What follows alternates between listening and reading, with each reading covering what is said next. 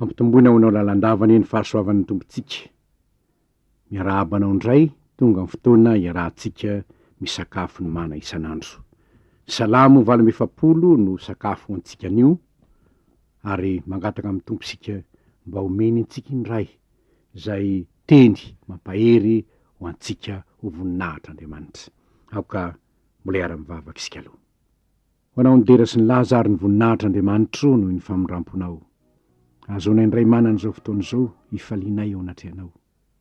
Hideranay ny anaranao noho ny fahasoavana rehetra zay efa nataonao teo amin'ny fiainanay, ary indrindra noho ny anananay indray fotoana ahazaonay mandinika ny teninao. Mangataka aminao zahay ary Tompo, miangavy anao zahay. Sokafy ny ray ny fonay, ahitanay zava-mahagaga amin'ny teninao. Ary aoka mihitsy ny fanahinao, mampianatra anay indray zay tokony ho fantatray sy zay tokony fiainanay manoloana ny fahalalananao. Amin'ny anaranao Rit Kristy Tompo malalanay io, nanaovanay zany vavaka izany. Amen. Salamo 800 no vakintsika. Vakintsika amin'ny anaran'ny Tompo zany. Lehibe Jehova ka miendrika ho deraina indrindra. Ao an-tanànan'Andriamantsika ao tendrombohiny masina. Avo mahafinaritra ifalian'ny tany rehetra ny tendrombohitra Ziona. Eo amin'ny avaratra tanànan'ny mpanjaka lehibe. Andriamanitra ao an-tranon'Andriana ao. Denanao zay ahafantarana azy ho fiarovana avo. Fahe niangona ny mpanjaka maro niara-nandroso avokoa izy. Nijery izy ka talanjona, very hevitra izy ka nalaky nandositra. Hovitra ny nahazo azy reo. De tahaka ny fanaintaina ny vehivavy raha miteraka, amin'ny rivotra avy any Atsinanana ny namakina ny sambony Tarsisy. Ary zay rentsika no hitantsika tao an-tanànan Jehova tompony maro, tao an-tanàn'Andriamantsika, Andriamanitra nampitoetra azy mandrakizay. Efa nieritreritra ny famindramponao zahay Andriamanitra. Tao anatin'ny tempolinao, araka ny anaranao Andriamanitra ny fiderananao hatramin'ny faran'ny tany, feny fahamarinana ny tananao ankavanana. Aoka hifaly ny tendrombohitra Ziona, aoka ho ravoravo ny zanakavaviny Joda noho ny fitsaranao. Mandidina ny Ziona ianareo, eny, mandehana mandidina ny Ziona, isao ny tilikambony, hevery tsara ny mandany, dinio ny tranon'andrinany, mba hambaraonareo amin'ny taranaka mandimby, fa izany no Andriamanitra, de Andriamanitra mandrakizay dory. Izy no hitarika atsika na dia hatramin'ny fahafatesana azy. Ray masino manamasinana eo amin'ny fahamarinana, fa ny teninao ny fahamarinana.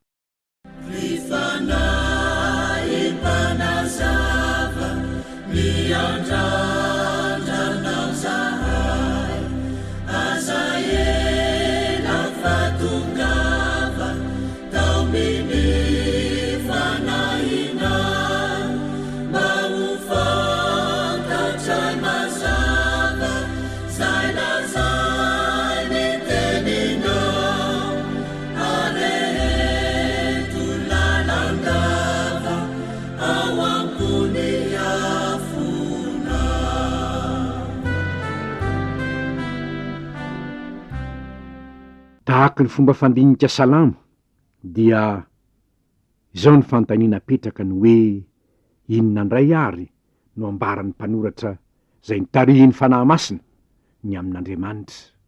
Ho jerentsika ary momba n'Andriamanitra, inona avy no ambarany, inona avy ny zavatra nataony, ary rehefa fantatsika izany dia tokony hanao ahoana sika eo anoloany zany fahalalana an'Andriamanitra zany.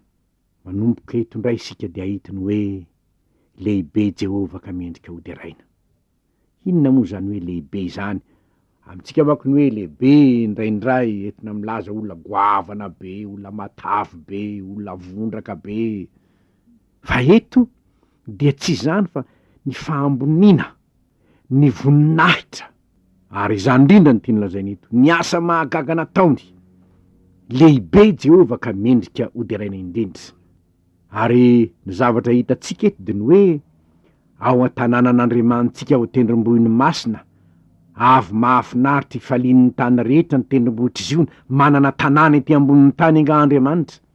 Ny lanitra aza tsy omby azy ka nahoana nataony hoe tanànan'Andriamanitra nie, ny tendrombohitra izy io ny fa inona ny tao mariny zany ry havana. Ny tendrombohitra izy io na ve tsy azotsika edikevitra zany fa tanàna voafidin'Andriamanitra io. Jerosalema ve tsy mahazo miady hevitsika hoe nahoan'Andriamanitra ony tsy mba Tananarivo ny tanànanao na Paris ny tanànanao na Munich ny tanànanao na New York fa nahoana ny Jerosalema. Safidin'Andriamanitra zay. Tsy azontsika edina varotra zay. Tsy azontsika edin-kevitra zay satria efa nifidiny ho azy Jerosalema ary tao ny nananganana ny tempolin'ny Jerosalema tamin'ny andron'ny Solomona. Ary mazava loatra fa ny salamo zay hitantsika eto de salamo nosoratana tamin'ny mbola nisiny ny tempolin'ny Jerosalema. Tsy taoriana ny nandravanany tempolin'ny Jerosalema akory fa tamin'ny fotoana mbola nampisy ny tempolin'ny Jerosalema no nisy ny salamo. Ary izany nahatonga ny mpanao salamo ilaza hoe tanànan'Andriamanitsika mihitsy Ziona na Jerosalema, tanànan'Andriamanitsika. Ary mazava loatra fa Andriamanitra mihitsy no niteny tamin'ny Solomona fa ho ao ny fony sy ny masony, ho ao amin'io tempoly io mandrakariva. Ary io tanàna io de tanànan'Andriamanitra lay mpanjaka lehibe. Andriamanitra mpanjaka lehibe manana tanàna ety ambonin'ny tany, Jerosalema zany. Saingy zao, rehefa tsy nanandratra an'Andriamanitra ho mpanjaka lehibe intsony Jerosalema, rehefa tsy nanompo an'Andriamanitra marina intsony Jerosalema, fa nanjara nanompo Andriamanitra hafa izy, ary nefa rany Jerosalema aza moa de nanombo ny zanak'Andriamanitra tamin'ny andro fijaliana, de tsy nahagaga raha nipotehina tao anatin'ny taona maro aloha Jerosalema. Saingy zao, na de potika aza Jerosalema, mbola natsangany indray izy. Ary rahantsika mahalala am'izao tsika miteny zao fa mbola renivohitra Israely indray Jerosalema, mpanjaka lehibe ny tompony, ary tsy tokony handa zany isika. Tamin'izy tamin'ny andriana tao Jerosalema tao de zao ny voalaza hoe ilay Andriamanitra mpanjaka lehibe dia tao an-tranon'andriana, ary nanao zay ahafantarana azy ho avo indrindra tao an-tranon'andriana hoe ny mpanjaka ny Jerosalema indrindra tamin'ny andron'ny Solomona dia tena niseho tamin'ny Mahandriamanitra ambony azy, fiarovana mafy ho azy. Ary voalaza aza fa tamin'ny andron'ny Solomona dia tsy nisy mpanjaka tahaka azy, efa nisandratra mihoatra nozy rera teo alohako aho hoy Solomona. Ary tena nomen'Andriamanitra zany voninahitra zany izy, ary Andriamanitra tokoa no tao aminy.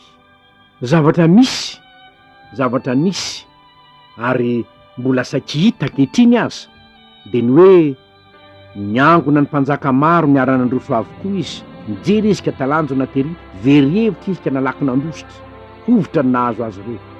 De tahaka ny fanaintaina ny vehivavy raha miteraka mitantara zava-mahagaga zay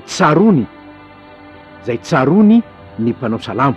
Ary ireo zava-mahagaga zay tsarony ny mpanao salamo ireo dia hitantsika any amin'ny tantarany Israely zany, ny olona miangona niady. Fa hitantsika ireo firenena zay nioko hiady tamin'ny zanak'Israely ireo kanefa resy very hevitra satria nahoana Andriamanitra niady ho an'ny zanak'Israely.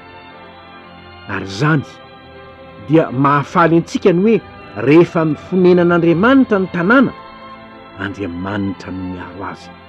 Ary voalaza neto aza hoe amin'ny rivotra avy any Antsinanana ozy namakinao ny sambon'ny Tarsisy, fa ahoana sambon'ny Tarsisy hoe eny hiady aminy ny Fenisianina, ary Andriamanitra no nandresy azy. Arak'izay efa rentsika sy hitatsika ho izy ny andinin'ny fahavalo. Inona moa ny dikan'izany? Manao ahoana ilay Andriamanitra? Andriamanitra miaro ny tanànany. Andriamanitra miaro ny tanànany. Vakitsika kely angeny Zakaria toko faha 12 hoe Zakaria toko faha 12. Izao no hitatsika am'izay voasoratra ao zany. Hoy izy hoe indro izaho hanao an'i Jerosalema ho kapoaka mampiraikiraiky ho an'ny firenena rehetra manodidina, ary ny Joda koa hiaran'izany amin'ny anaovana fairano an'i Jerosalema. Ary am'izany andro zany Jerosalema dia ataoko vato mavesatra ho an'ny firenena rehetra, ka haratra dia haratra zay rehetra mivesatra azy, ary ho tafangona amely azy ny firenena rehetra amin'ny tany. Fa aminanina ny menan'i Zakaria mpaminany zany hoe hisy zany fotoana zany Ny mampieritreritra de Zakaria mpaminany tany amin'ny taona 500 tany hoany talohan'i Jesosy tompo. Ary ny zavatra hitatsika am'izao fotoana zao de mampiraikiraiky zao tontolo zao mihitsy Jerosalema. Atahoana ihany ty Jerosalema ty mikirotana ny Palestinianina sy Jerosalema, ahoana ihany izy io hoe mandraky tiany androany de tena vaty mampiraikiraiky. Tsy hitany olona za atao azy, ny antony de satria zao firenena hafa kely io firenena io, ary na inona tenin'ny olona tsy hafa manoto sika rehefa Andriamanitra ny nanapaka an'izany. Ny zavatra hita eto de ny hoe niangona ny firenena maro hiady aminy, talanjona fotsiny very hevitra vaky nandositra. Raha manaraka ny tantara ny adiny 9 sika tamin'ny 770 dia ahita fa na de firenena maro aza no nanodidina ny any Jerosalema hiady amin'ny Jiosy. Ny zavatra hita de zao vaky nandositra sy risy tao anatin'ny 9 andro monja de vita ny ady. Lay firenena kely no nandresy zava-nisy teo amin'ny tantara ne zany, ary tsy azo foanana eo amin'ny tantara zany. Fa ny adiny 9 andro tamin'ny volana Jona 770 no namerenana indray ny maha renivohitra Israely any Jerosalema, zay efa tsy azy intsony fa nitsaka tsahin'ny jentilisa nandritry ny taona maro 700 taona mahery. Zany ary lay Andriamanitra no vokatry zany. Ny anankiray zay hitatsika lay Andriamanitra ihany koa dia tokony feno fahamarinana ny tanany ankavanana. Zany hitatsika amin'ny 10. Andriamanitra tia fahamarinana Andriamanitra, ary feno fahamarinana ozy ny tanany ankavanana. Ny anankiray koa zavatra mbola hitatsika ny am'izany Andriamanitra zany de hoe Andriamanitra mandrakizay dory izy, ny 440. Andriamanitra mandrakizay dory io Andriamanitra io. Nefa afantaranao olona iray, ohatra nga hoe fantatrao le olona fa mécanicien lehibe na garazy, de mahatonga anao atoky raha miaraka aminy ianao na de eo ihany aza ny tomobilinao, satria ity olona miaraka aminao ity de olona izay mahafantatra tanteraka ny momba n'iny fiarakodia entinao iny.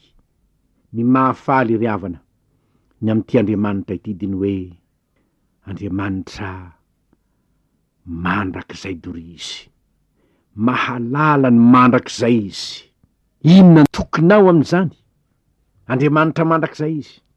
Tsy atahotra no avy ianao, satria ny ampitso sy ny manaraka anie ka ao anatin'ny mandrakizay e.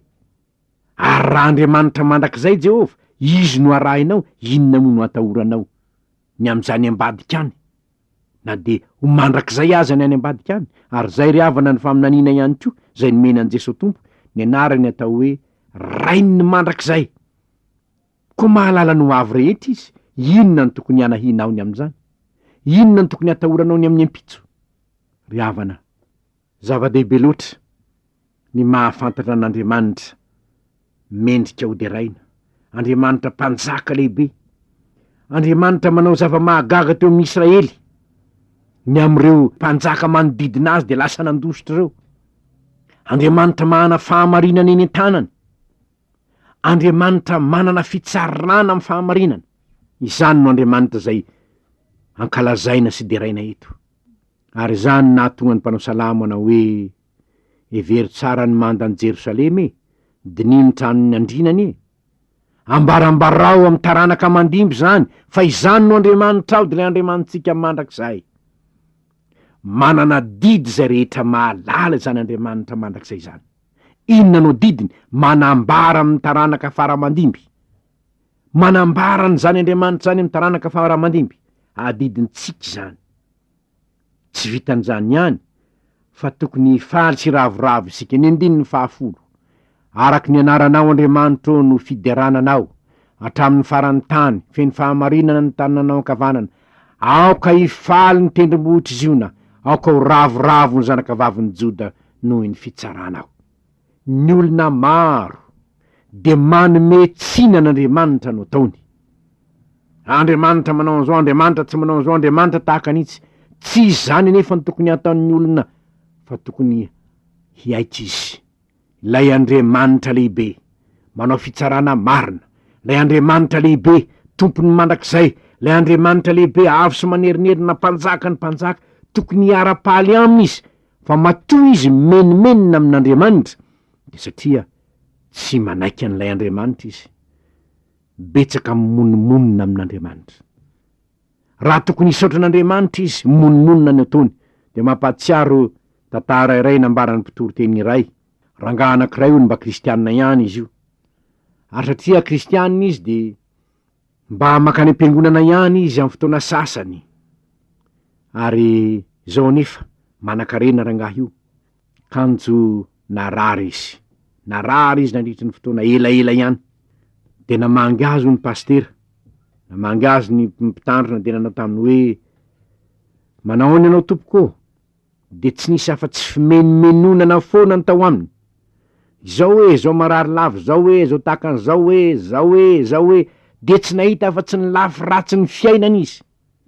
De nivavaka kosa hono, ngia mpanompon'Andriamanitra k'izao nataony hoe misaotra anao Andriamanitra, fa na de marary azy ngia ranona, fa de manjana ny jereo mbola tia azy.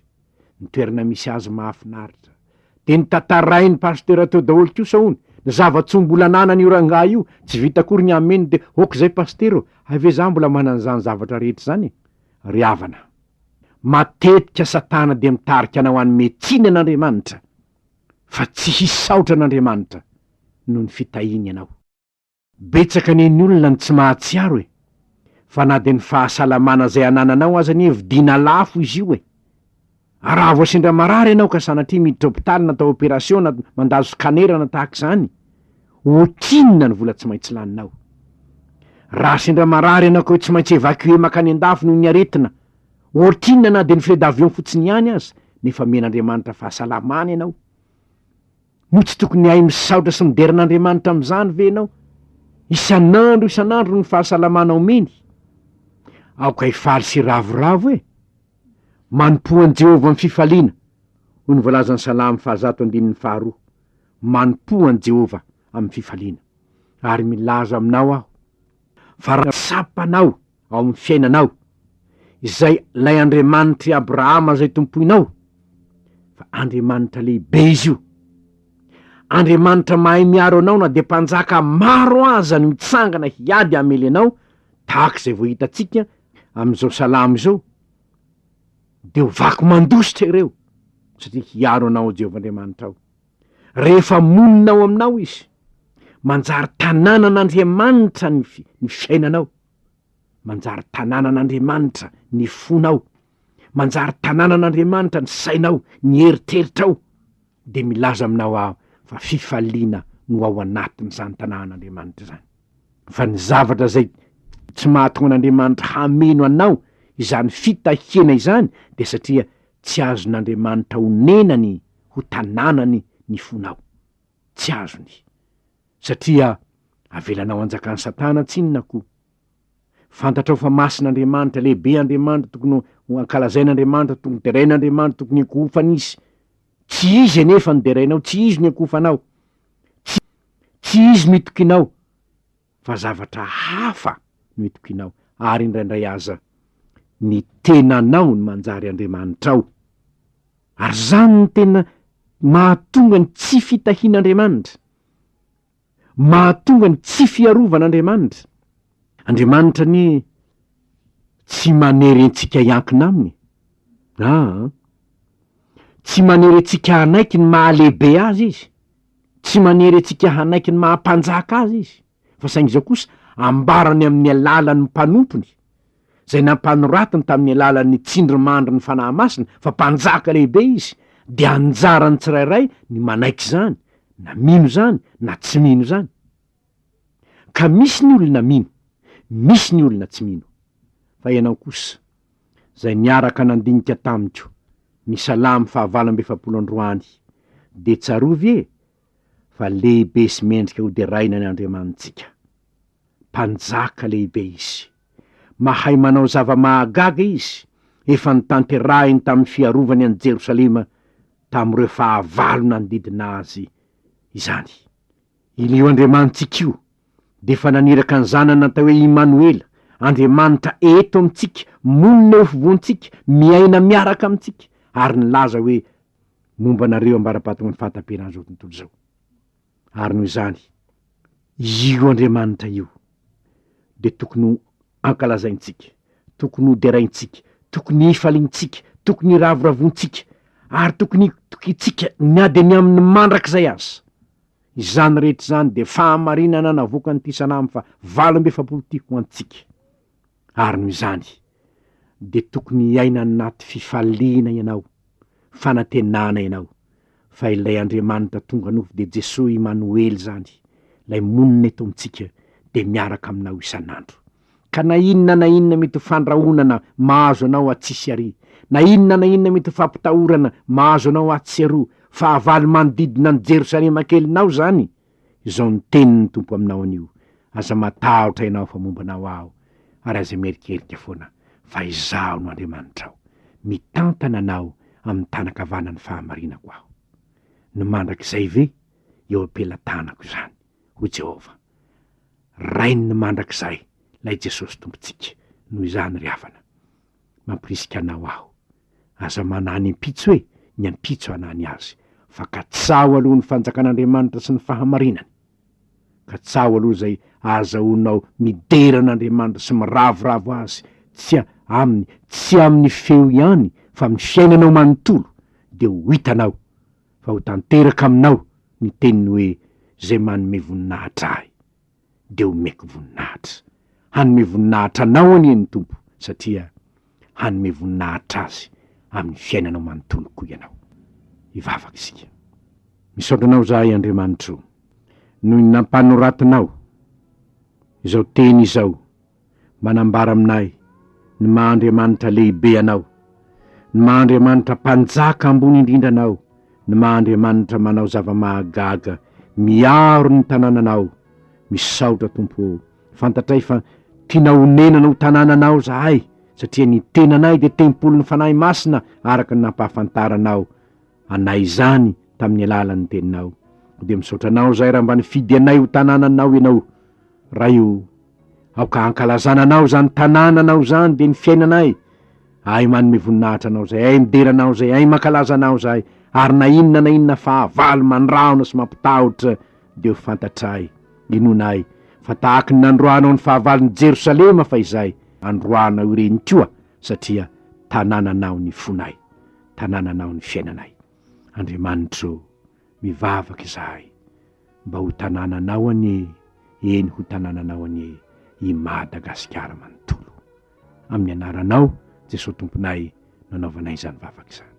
Amen.